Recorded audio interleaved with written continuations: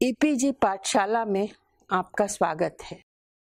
मैं अर्चना वर्मा आज की इस इकाई में कथा साहित्य के अंतर्गत अज्ञेय की रोज नामक कहानी पर बातचीत करने जा रही हूँ। इस पाठ का अध्ययन करने के बाद आप मध्यवर्गीय जीवन शैली से परिचित हो सकेंगे। भारतीय विवाहित स्त्री के जीवन में आए यांत्रिक बदलाव को समझ सकेंगे। अभावों में जी रहे व्यक्ति के जीवन की त्रासदी पर प्रकाश डाल सकेंगे और अज्ञेय की कहानी कला और शिल्प कौशल से परिचित हो सकेंगे। अज्ञेय की ये कहानी रोज उनकी अपनी तो एक बहुत प्रसिद्ध और प्रतिनिधि कहानी है ही, हिंदी साहित्य की भी चर्चित कहानियों में से एक है। अपने जैसे शिल्प की शायद ये पहली कहानी है। इस कहानी का नाम जब शुरू में प्रकाशित हुई थी पहल गैंग्रीन था। फिर बाद में शायद लेखक को ऐसा लगा कि कहानी की मूल संवेदना को रोज शीर्षक से अधिक उभार मिलता है, इसलिए इसका नाम बदल दिया गया। अज्ञेय मनोविश्लेषण को अपनी कहानियों में एक आधार की तरह स्वीकार करके चलते हैं। शुरू में वे चलते हैं सामाजिक यथार्थ की परतों को स्थापित करते हुए, उसके बाद सतह से नीचे उतरते हुए धीरे धीरे वे व्यक्ति के मानस में प्रविष्ट होते हैं और उन समस्याओं के स्रोत को और परिणाम को देखने की कोशिश करते हैं। तो एक जो सामान्य प्रचलित धारा है यथार्थवादी कहानी की, इस जगह आकर वो उससे अलग और एक तरह से एक नई कथा धारा का सूत्रपात करने वाले बन जाते हैं। रोज कहानी में प्रेमचंद के बाद की कहानियों में, प्रेमचंद और प्रसाद के कहना चाहिए, बाद की कहानियों में जो एक नया परिवर्तन आया जिसे हम लगभग एक कथाहीनता कह सकते हैं। कथाहीनता इस अर्थ में कि इसके पहले तक घटना बहुलता को और कार्य बहुलता को, एक्शन को कहानी का एक विशेष लक्षण सा माना जाता था और उससे कहानी बहुत जल्दी कहानी जैसी दिखने भी लगती है। रोज उन कहानियों में है जो इस दृष्टि से एक नए प्रस्थान की तरफ जाती है कि लगभग घटना विहीन कथानक लेकर कहानी बुनती है। रोज भी एक ऐसी कहानी है जिसको अगर हम सिर्फ एक सामान्य उसके पूरे विस्तार को दर्ज करते हुए देखें तो लगेगा कि औसत एक स्त्री की औसत सी एक जिंदगी है जिसमें एक रोज की दिनचर्या है। घटनाएं नहीं है, केवल एक दिनचर्या है, नीरस ऐसी घटनाएं जिनका कोई नतीजा नहीं, जो कहीं ले नहीं जाती, सिर्फ सुबह से शाम होने का बयान करती हैं। असल में लेकिन अगर देखें तो हम इसे स्त्री दृष्टि से भी देख सकते हैं, जीवन में सार्थकता के आह्वान की तरह से भी देख सकते हैं, जीवन की एक सामान्य धारा के प्रति समर्पित जो जीवन पद्धति है उसकी आलोचना की तरह से भी देख सकते हैं। एक सुदूर पहाड़ी प्रदेश है जिसमें एक पति के साथ गृहस्थी बसाए मालती रहती है और बस रहती है, करने के लिए उसके पास नया अगले दिन कुछ भी नहीं है। हर अगला दिन हर पिछले दिन के जैसा है। घर का नित्य का कामकाज, गोद का बच्चा टिटी उसकी देखभाल और सुबह के गए डॉक्टर पति महेश्वर के लौट आने की प्रतीक्षा। मालती की जिंदगी में दिन भर के बस ये ही 3 कार्यक्रम हैं। इन्हीं के इर्द गिर्द घूमती हुई उसकी जिंदगी ठहरी हुई है। उसकी जिंदगी का असली अभिशाप है क्या? ये कि उसके पास कोई भी चुनौती, कोई संघर्ष, बल्कि ये कहें कि केवल मकसद मात्र, उतना भर भी नहीं है। घर के बाहर एक भरा पूरा संसार है लेकिन वहां उसकी कोई भागीदारी नहीं है। दिमाग में बचपन की अलमस्त जीवन की स्मृतियां हैं, लेकिन वे अब जैसे गुजरे जमाने की बात हो गई है। वो उन बातों को याद तो करना चाहती है, लेकिन अब वे इतनी अप्रासंगिक हो चुकी हैं कि मानो वो स्वयं उन्हें याद करने से घबराती है और पीछे हट जाती है। मानो किसी जीवित प्राणी के गले में, ये उद्धरण चिन्हों में, मानो किसी जीवित प्राणी के गले में किसी मृत जंतु का तौक डाल दिया हो और वो उसे उतार फेंकना चाहे पर उतार न पाए। तो घर के कामकाज और पति की प्रतीक्षा के बीच केवल अकेलेपन का पसार है और इसके अलावा कुछ और करने की एक भी योजना नहीं। मानो घड़ी की सुइयों के साथ वक्त की निरर्थक परिक्रमा करते करते वो हाँफ गई हो।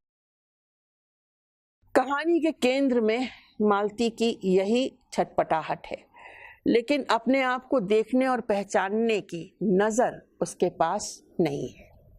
तो ये जो कहानी हमारे सामने है, उसका बयान एक तीसरे व्यक्ति की नजर से किया जा रहा है। तीसरा व्यक्ति, जिसे हम प्रोटैगनिस्ट कहें या कथा सुनाने वाला व्यक्ति, जो आया है और आने वाली स्थिति का, सामने मौजूद स्थिति का सिर्फ चित्रण कर रहा है। उसकी आवाज में हम सुनते हैं कहानी। उसके माध्यम से कही गई कहानी की घटना विहीनता और अधिक अर्थगर्भित, सांकेतिक और प्रतीकात्मक हो जाती है, क्योंकि उस पात्र का इस्तेमाल इस स्थिति पर टिप्पणियां देने के लिए भी किया गया है। तो ये जो हमारा प्रोटैगनिस्ट है, वो कहानी की स्थितियों का दृष्टा भी है और व्याख्याकार भी। रिश्ते में वो मालती का भाई लगता है, दूर के रिश्ते से, लेकिन दोनों का बचपन एक साथ गुजरा है। दोनों के बीच एक सख्य भाव था, जिसकी वजह से दोनों में विश्वास है, एक दूसरे के प्रति सौहार्द और आत्मीयता के संबंध हैं, लेकिन वो सब बीती बात हो चुकी है। मालती के घर तक पहुंचने के लिए वो 18 मील पैदल चला है, इस उत्सुकता में कि वो आएगा और उसके साथ बचपन की स्मृतियों का साझा करेगा। लेकिन वो यहाँ आता है और देखता है कि जिस मालती को वो जानता था, वो दबंग मस्त मौला मालती, वो तो इस मालती में कहीं मौजूद ही नहीं है। उसके सामने तो एक निरासक्त, निरुत्साह तरुणी खड़ी है। वो तो मानो एक अपरिचित स्त्री है। विवाह के कुल 2 ही वर्ष तो बीते हैं, लेकिन इतने ही में क्या वो सारे बीते दिन भूल गई है? कथावाचक के उत्साह पर शंका सी सवार हो गई है। या तो वो अब मुझे दूर एक विशेष अंतर पर रखना चाहती है, क्योंकि वह निर्बाध स्वच्छंदता अब नहीं हो सकती। पर फिर भी ऐसा मौन जैसा अजनबी से भी नहीं होना चाहिए। वो देखता है दोनों ओर से संवाद की कोशिशें की जा रही है, लेकिन थोड़ी दूर संवाद चलता है, लिथड़ता घिसटता, फिर दम तोड़ देता है। नतीजा ये कि साथ साथ बैठे हुए भी वो दोनों अपनी अपनी दुनिया में गुम हैं। थकी और उकताई हुई मालती है, उसके सामने घरेलू कामकाज का पहाड़ है। घर में नौकर नहीं है, घर शहर से दूर है, ताज़ा सब्जी भाजी खरीदने की सुविधा नहीं है, बर्तन मांजने हैं लेकिन नल में पानी नहीं है। शाम को 7 बजे जिस समय पानी आएगा, वही समय खाना बनाने का भी होगा। एक साथ दोनों काम कैसे निपटाएगी? खाना बनाने और रसोई समेटने में रात गहरा जाएगी। वो सोच रही है और 7 बजने की प्रतीक्षा भी कर रही है। अपनी नोटबुक पढ़ने में तल्लीन कथावाचक मालती की गतिविधियों पर भी एक नजर रख रहा है, टोह ले रहा है। वो देखता है कि घड़ी में 3 का बजर बजते ही मालती जैसे कुछ चैतन्य हुई और फिर निरुद्वेग स्वर में बुदबुदा उठी है, 3 बज गया। 4 बजे भी ठीक वही बुदबुदाहट। मैंने सुना मालती एक बिल्कुल अनैच्छिक, अनुभूतिहीन, नीरस, यंत्रवत, वो भी थके हुए यंत्र के से स्वर में कह रही है, 4 बज गए। मानो इस अनैच्छिक समय गिनने गिनने में ही उसका मशीन तुल्य जीवन बीतता हो। वैसे ही जैसे मीटर का स्पीडोमीटर, मोटर का स्पीडोमीटर यंत्रवत फासला नापता जाता है और यंत्रवत विश्रांत स्वर में कहता है, किससे?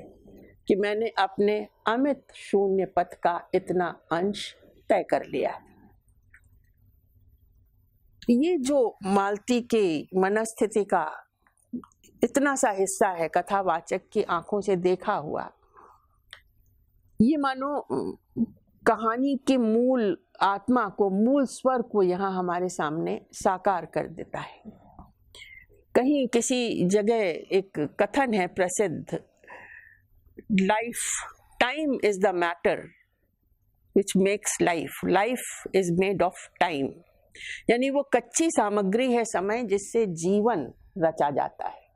तो ये समय, वो कच्ची सामग्री यहाँ इस तरह धीरे धीरे एक एक घंटा करके बीतती बिखरती है, और वो जो जीवन रचा जाता है इस समय से, मानो इस समय के इस तरह बीतने बिखरने में वो जीवन भी निरुद्देश्य ही बीत रहा है और बिखर रहा है।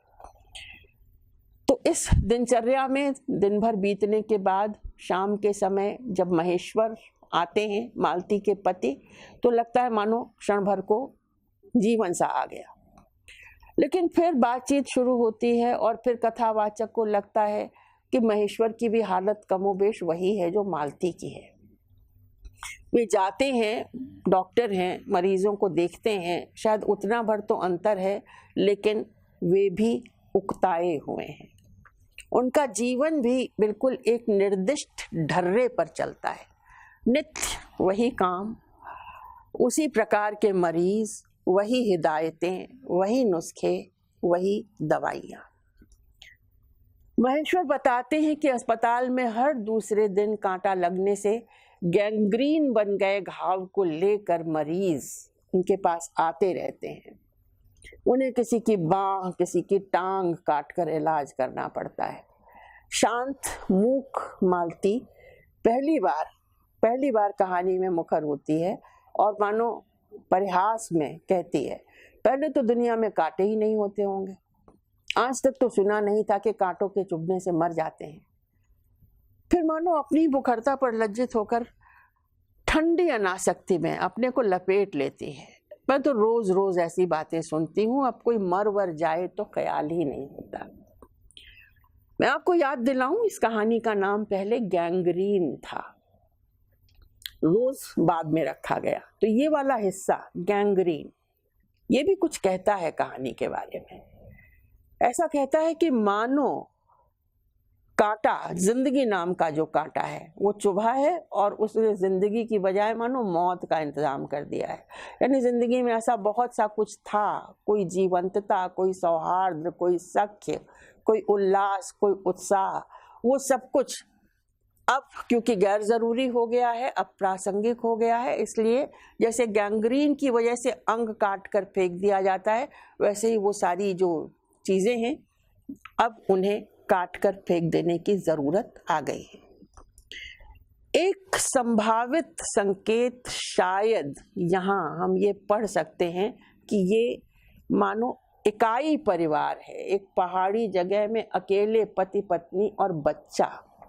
इसके पहले तक की स्थिति संयुक्त परिवारों की रहती रही होगी और वहाँ एक चहल पहल, बहुत से लोग, बहुत से काम, बहुत से संबंधों के समीकरण, ये सब चीज़ें मौजूद रहने की वजह से कोई ख़ास मकसद ना होते हुए भी शायद ज़िंदगी ज़्यादा रंगीन, ज़्यादा उल्लासमयी या कम से कम ज़्यादा व्यस्त होती होगी। पर फिलहाल यहाँ इस दूर पहाड़ी शहर में पति और बच्चे के साथ रहती मालती की ये जो दशा है, केवल बीतने का एक निरुद्देश्य क्रम, उसके बारे में ये जो स्थिति हमारे सामने आती है, उसे देखते हुए ये जो हमारा कथावाचक प्रोटैगनिस्ट जो पात्र है वो स्तब्ध है। ये सुनकर मालती के मुंह से कि जैसे रोज नल में पानी देरी से आता है, जैसे रोज टिटी का बिस्तर से गिर करके रोना होता है, वैसे ही एक ये घटना है, रोज गैंग्रीन से लोगों का अपंग होना, ये सब रोज रोज रोज ऐसा है कि मानो रोजाना की आदत पड़ गई है और कोई भी चीज ना चकित करती है, ना थकित करती है, ना विस्मित करती है और ना स्तब्ध करती है। हर घटना एक सी है मालती के लिए। लीक से बंधी मालती जीवन के हर पल को रोज की पुनरावृत्ति में विनष्ट कर रही है। कथावाचक हर पल की गुजरे पल से अलग कर उसे रोज रोज की दिनचर्या का रूप नहीं देना चाहता, विशिष्ट बनाना चाहता है। लेकिन मालती और महेश्वर उसकी तरह अपने जीवन के कर्ता और सर्जक नहीं है। माने एक तय जीवन धारा है, परिवार की, समाज की, नौकरी होती है, विवाह होता है, बच्चा होता है, उसको लेकर के जीवन जिया जाता है। वैसे ही फिर उस अगले बच्चे की भी नौकरी होती है, फिर विवाह होता है, फिर बच्चा होता है। मानो जीवन ऐसी कोई चीज ही नहीं है जिसमें उससे अलग कोई अर्थ खोजने की जरूरत हो। तो ये जो लीक पीटना है ये मानो नियति है और जीवन कुछ और भी हो सकता है, इसका कोई एहसास ही वहां नहीं है। मैंने देखा कि सचमुच उस कुटुंब में कोई गहरी भयंकर छाया घर कर गई। उनके जीवन के इस पहले ही यौवन में घुन की तरह लग गई है। उनका इतना अभिन्न अंग हो गई है कि वे उसे पहचानते ही नहीं। मैंने उस छाया को देख भी लिया। रोज कहानी संकेतों में लिखी गई है और इसी में उसकी शक्ति है। घटनाएं हैं ही नहीं, व्यर्थ के ब्यौरे भी हैं ही नहीं, वातावरण जरूर इस तरह से सर्जित किया गया है कि वो पात्रों के भीतरी व्यक्तित्व का रूपक बन जाता है। उदाहरण के लिए प्रोटैगनिस्ट के, कथावाचक के ही दो वक्तव्यों को ले। पहली बात जो है वो कहानी का शुरुआती वाक्य है। कथावाचक दृष्टा के रूप में पाठक के सामने आता है। मालती के घर में घुसते ही उसे महसूस होता है मानो उस पर किसी शाप की छाया मंडरा रही हो।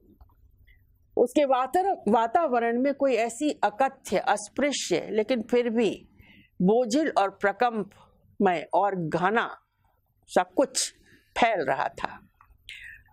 दूसरा वक्तव्य है कहानी के आखिरी हिस्से में, जो निष्कर्ष की तरह, मूल्यांकन की तरह आया है और वहां कथावाचक को यह संतोष होता है कि उसने मालती महेश्वर की यांत्रिक एवं अवसादपूर्ण दिनचर्या और संबंधों के मूल कारण को समझ लिया है।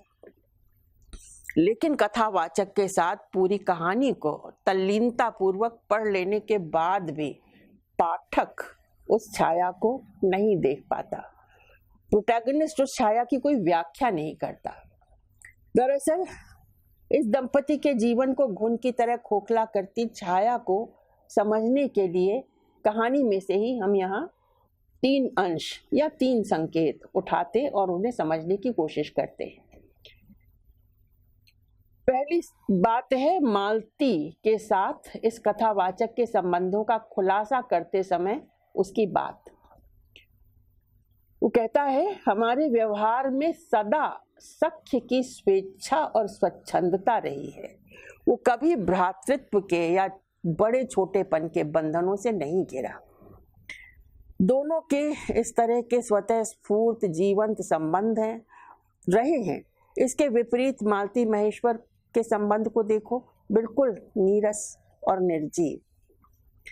इसका मुख्य कारण है जो परंपरागत भारतीय दाम्पत्य है, उनके संबंधों में परस्पर स्पेस का अभाव है।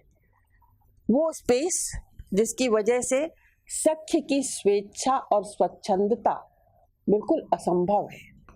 ये वो मूल अभाव है जिसके कारण कोई भी सुखद उच्छ्वासपूर्ण संबंध संभव नहीं होता। लेखक ने इसे शब्दों में तो नहीं कहा है, लेकिन इसके बिना ही दोनों को एकल एवं असंपृक्त भाव से अपनी अपनी भूमिकाएं निभाते हुए दिखा दिया है। मानो साथ रहते हुए भी वे एक दूसरे से अलग बने रहते हैं और ये अलगाव की स्थिति उनके बीच में एक संवादहीनता को जन्म देती है। फिर यही संवेदनहीनता रोज रोज दोहराते दोहराते यांत्रिकता में तब्दील हो जाती है।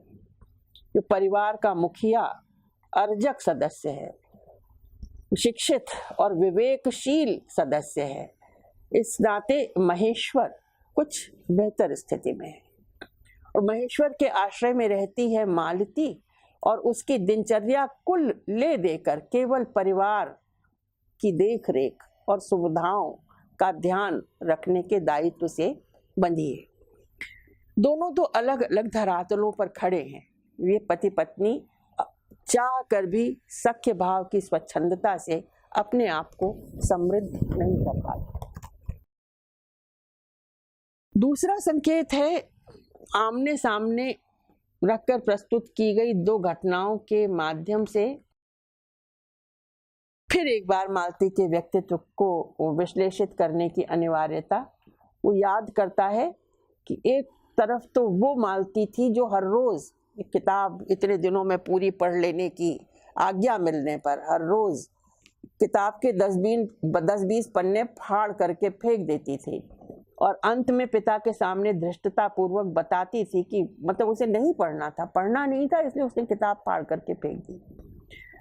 तो दूसरी ओर यहाँ अखबार में लिपटे हुए आम आए हैं, तो आम को एक तरफ रख करके वो उस अधूरे बासी अखबार के टुकड़े को पूरी तल्लीनता से पढ़ने में मग्न है।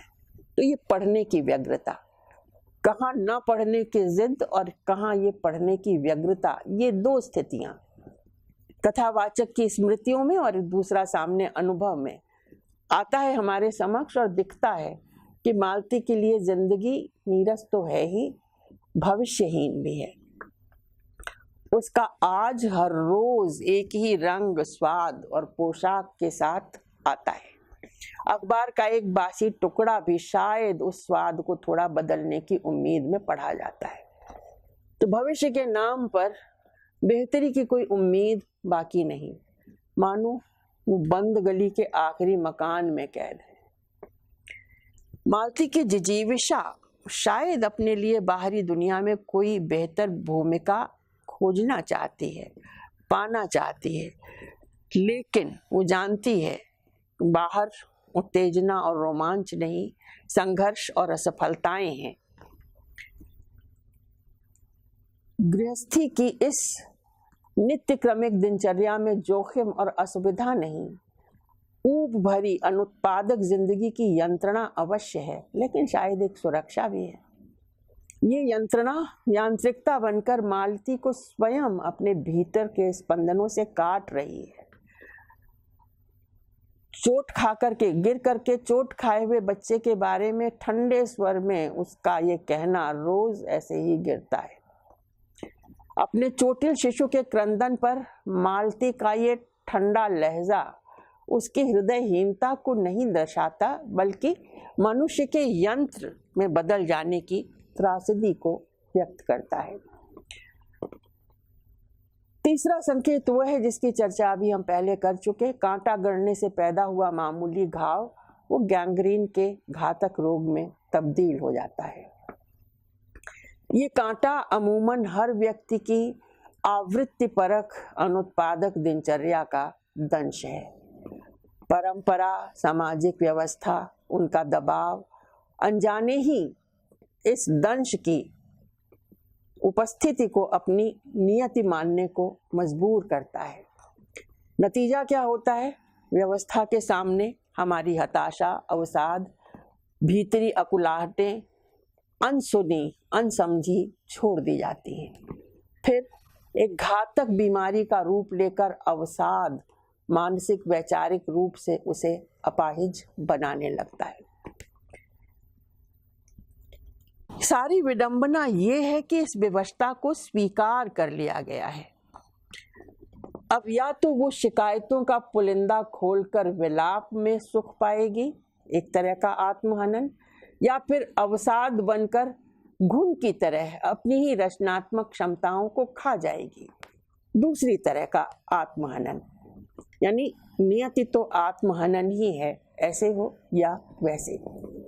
रात के सन्नाटे में चांदनी में नहाए आसमान के नीचे लेटकर कथावाचक प्रकृति के सौंदर्य को प्रत्यक्ष निहारता है, लेकिन वो भी एक तरह से मनुष्य की प्रवृत्ति और नियति को वो दो अलग अलग कोणों से देख रहा है और विश्लेषित कर रहा है। सबसे पहले वो देख रहा है कि उस सरकारी क्वार्टर की दिन में अत्यंत शुष्क और नीरस लगने वाली स्लेट की छत भी चांदनी में चमक रही है, अत्यंत शीतलता और स्निग्धता से छलक रही है, मानो चंद्रिका उस पर से बहती हुई आ रही हो, झर रही हो। प्रकाश के धुंधले नीले आकाश के तट पर जो चमगादड़ नीरव उड़ान में चक्कर काट रहे हैं, वे भी सुंदर दिखते हैं। ये बिंब दारुण यथार्थ को उसकी तमाम विकृतियों के साथ देखने का निमंत्रण नहीं देता, बल्कि परंपरा, पुनर्व्याख्या या विस्मरण की चादर चढ़ाकर उसका महिमा मंडन करता है, ताकि भदेश यथार्थ के नुकीले पहलुओं से बचा जा चुके। ये अवस्था यथास्थितिवाद का पोषण करती है, जो जैसा है उसे जैसे का तैसा पढ़ाती चली जाती है। अब ये जो चमगादड़ हैं नीरव उड़ान भरते हुए, उनका सुंदर दिखना ये क्या है? प्रकाश के धुंधले नीले आकाश की पृष्ठभूमि में रची गई एक प्रवंचना है। वो सचमुच सुंदर नहीं है, केवल छलावा है। इसके जरिए लेखक ने बिंब की प्रतीक में और प्रतीक में व्यंग्य भरकर प्रत्यसत्तात्मक व्यवस्था की गहरी पड़ताल की है। मालती की स्थिति कुछ ऐसी है जहां चेतना और सक्रियता के अभाव में व्यक्ति छद्म को तो समझता है, लेकिन उससे संघर्ष नहीं कर पाता। और यहाँ तो हमें साफ साफ ये पता भी नहीं चलता कि मालती इसे समझती है या कि नहीं। कहानी में एक गृहिणी, पत्नी और माँ के रूप में मालती की ऊब और छटपटाहट बुनी गई है। ये एक स्त्री की परंपरागत भूमिकाएं हैं जो उसे जैसी थमा गई हैं वैसी ही निभाते जाने को वो विवश है। कहानी में जो निहित अंतर्ध्वनियां हैं, इन तीनों भूमिकाओं के प्रति समाज और व्यवस्था के दृष्टिकोण को समझने का आग्रह करती है। वास्तविकता ये है कि स्त्री की व्यक्तित्वहीनता, निर्णय अक्षमता, उसकी पराश्रित अवस्था को उसके व्यक्तित्व की बुनियादी आवश्यकताएं बना दिया जाता है, ताकि उसे हाशिए पर रखना आसान हो जाए। महेश्वर अर्थात पुरुष की स्थिति भी इस व्यवस्था में मालती से भिन्न नहीं है। रूढ़ भूमिकाओं का पालन करने की श्रेष्ठता के अहम में बंध कर वो भी लगभग निर्णयहीन स्थिति में एक रस निरर्थक दिनचर्या जीने को अभिशप्त है।